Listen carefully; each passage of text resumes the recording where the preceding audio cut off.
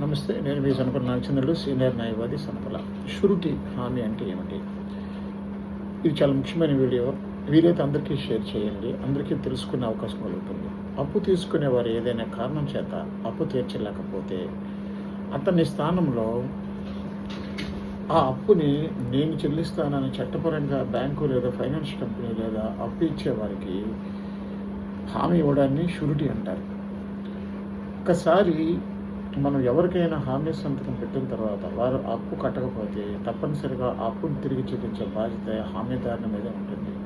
కాబట్టి హామీ ఉండే ముందు తప్పనిసరిగా ఆలోచించుకొని సంతకం పెట్టండి.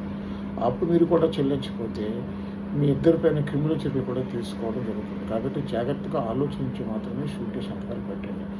అడిగారు కదా, ఫ్రెండ్ అనో తెల్లనో తండ్రినో షూరిటీ సంతకాలు పెడితే తర్వాత మనం ఎదురైపోతాం, ఇబ్బందులు పాల్పడతాం. కోసము జాగ్రత్త.